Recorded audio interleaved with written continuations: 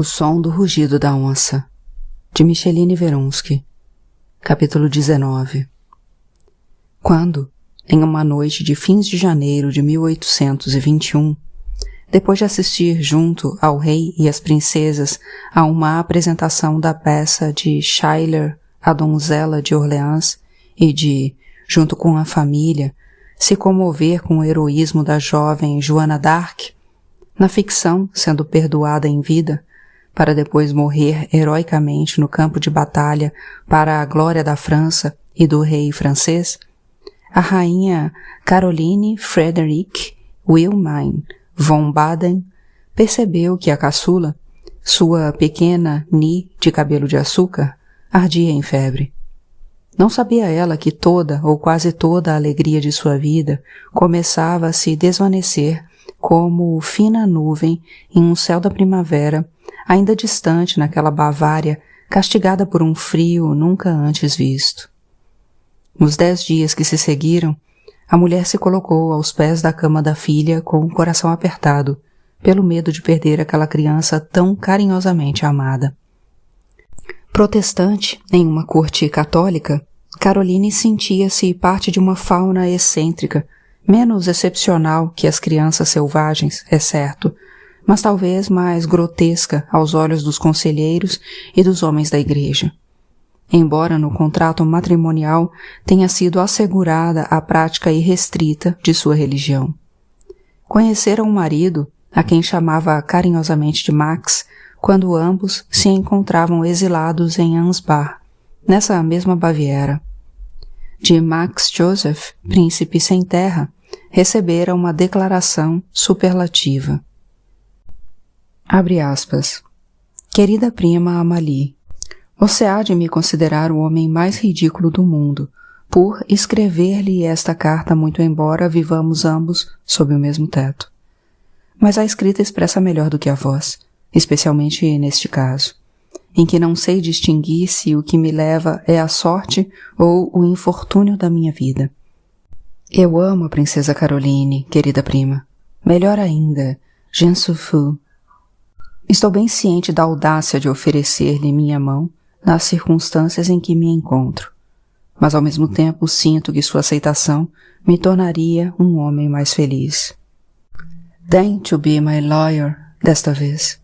Diga-lhe que um coração amoroso, tanto que não pode ser dito em palavras, além de um caráter reto e honesto, podem levá-la a desviar o olhar sobre a minha idade e condição de viúvo, pai de 4 filhos.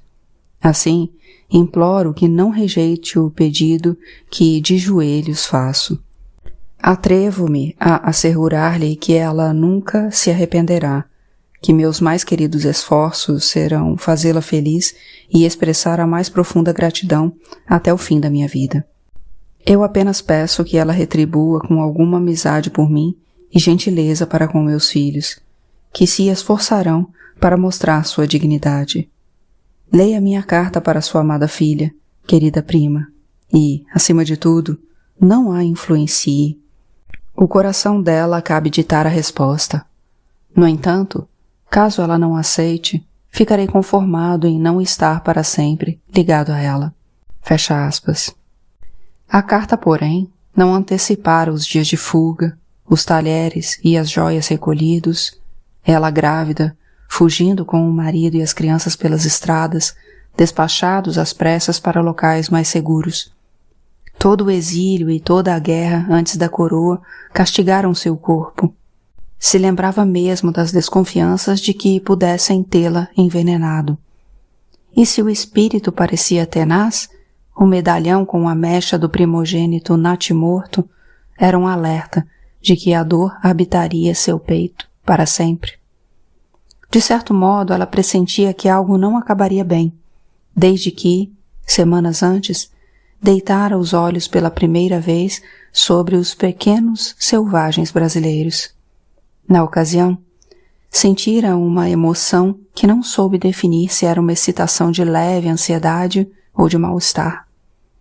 Talvez porque alardearam a origem canibal de uma das crianças e os hábitos das distantes e selvagens tribos de onde os cientistas as transplantaram como pequenas palmeiras.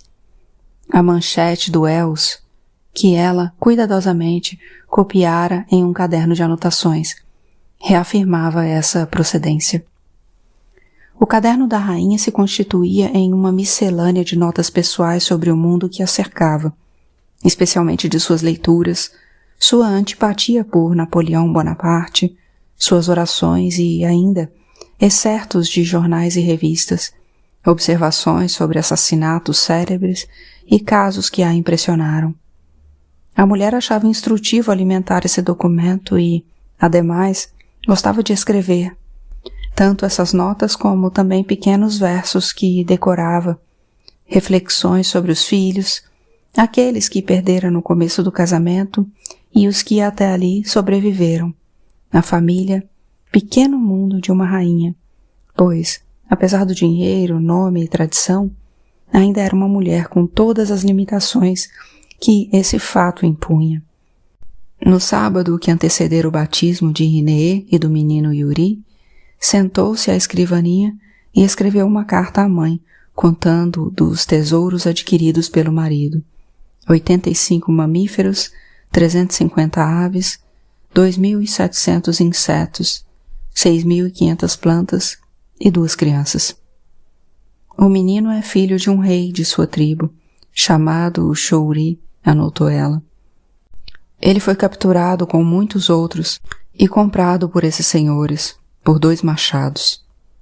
Na sua idade de 12 anos, ele é alto, forte e de uma raça que não come carne humana. Mas a menina de 10 anos é enorme e bastante quadrada. É da espécie dos ogros. Mas nem tudo é tranquilidade. Chouri, o brasileiro de Martius, ontem mesmo quase morreu de dolorosa congestão de humores no peito em decorrência de uma febre hepática. O rei ficou profundamente aflito, temendo perder o pobre Chouri, de quem esperava muita satisfação. Passado o Natal e as celebrações do Ano Novo, o desconforto que a espreitava se apresentou mais intensamente, ao ouvir a risada cristalina e matinal de suas meninas mais novas, em contraste com a apatia das crianças da floresta. A mulher começou a se sentir uma espécie de ladra. Afastava o pensamento incômodo. Afinal, acreditava que salvava aqueles pobres almas do estado de barbárie. Mas ele, o pensamento, continuava a rondar, como uma minúscula mosca espreita uma torta. Intrigada com o conflito, chegou à conclusão de que a presença das crianças era o elemento de desequilíbrio e, assim, solicitou ao rei que pudesse ser tomada como uma benfeitora dos exóticos, cuidando de que tivessem acesso ao que mais precisassem, desde que fossem afastados do castelo. E assim foi feito. Logo depois do batismo, Inê e o menino foram deslocados para a casa de Spix, onde ficariam sob a custódia dos 2 cientistas. Quando, ao fim da tarde do 10º dia de sua agonia, a menina Ni entrou no Vale da Sombra da Morte. A mãe tomou-a nos braços e assim ficou com ela por longas 6 horas.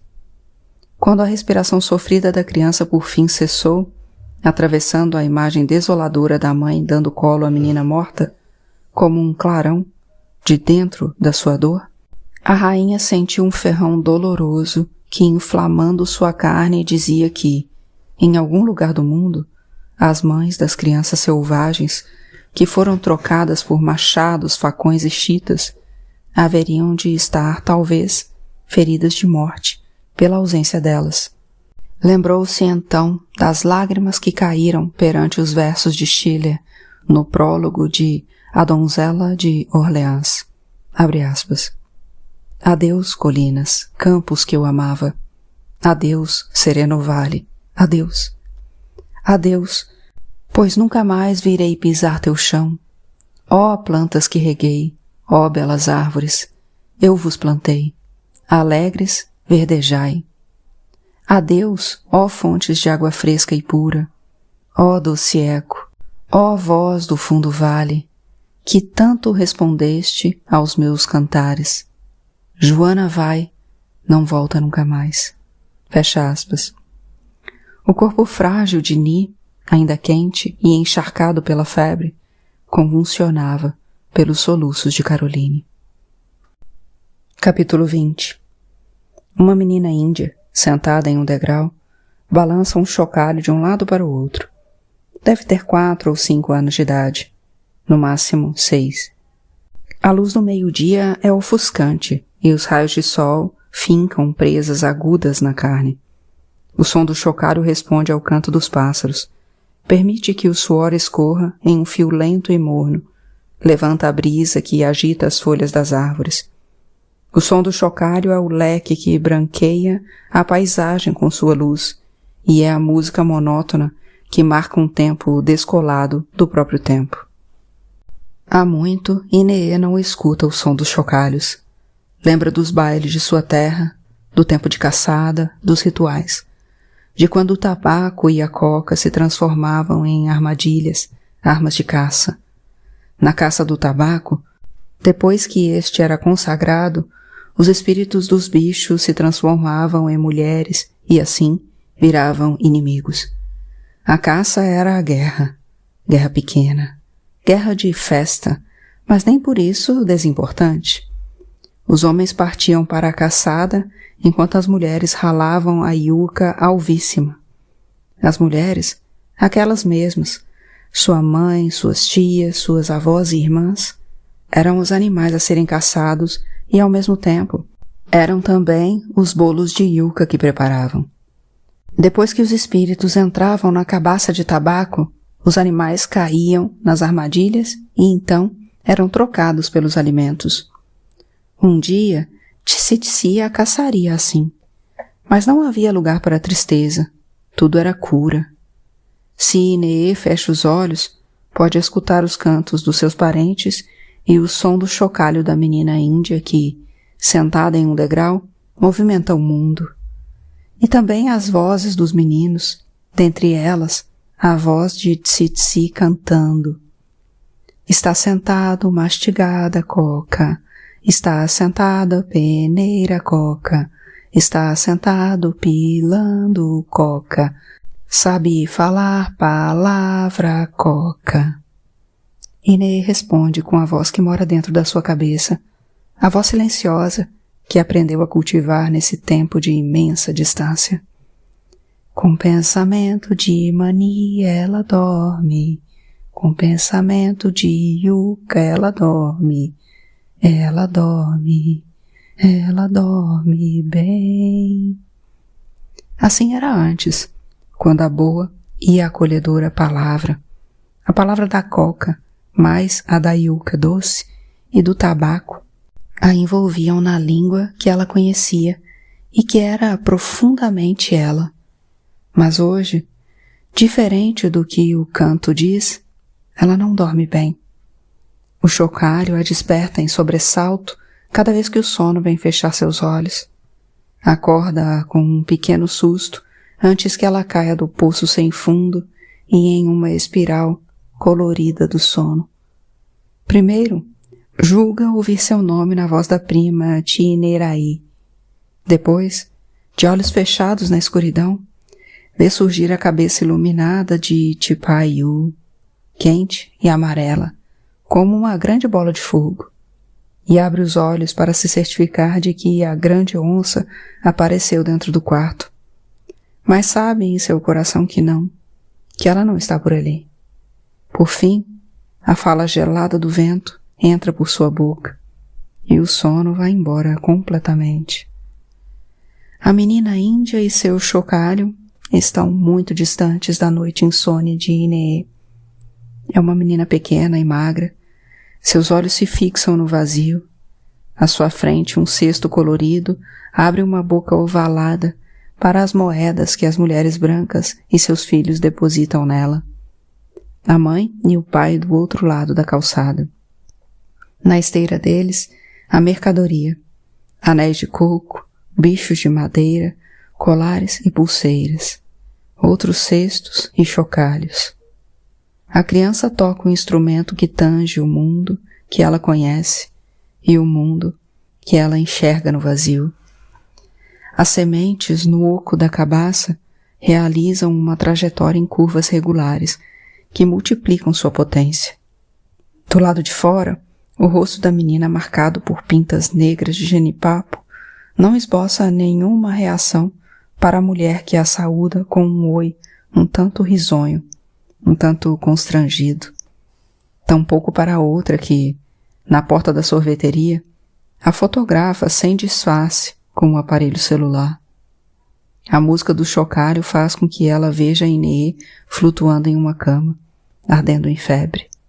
E outra menina, índia como ela, e Inê, mas de dentes estragados, sendo arrancada por uma mulher branca do colo da avó.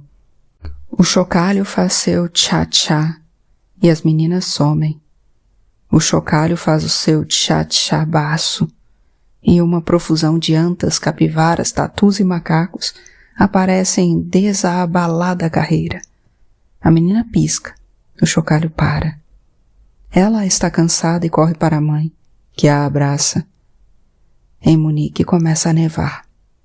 Em Inê, e o primeiro sangue flui por entre suas pernas. Capítulo 21. Ao fluxo de sangue, Inê responde com medo. O lugar em que uma menina menstrua torna-se sagrado, e ali, naquele quarto escuro e frio, ela não fará o ritual do sangue, nem terá a mãe ou a avó para ensinar-lhe o que precisa ser aprendido, como se comportar, como lidar com os alimentos, como tecer os cestos de palha. Não contarão para ela a história da filha do trovão envenenado. E Urupari poderia, com razão, se zangar com ela, que, por esse motivo, cai em um pranto convulsivo, agoniado, impossível de ser abafado. Os lamentos de Inê interrompem o sono dos brancos, dos cientistas, da criadagem e acordam também o menino Yuri.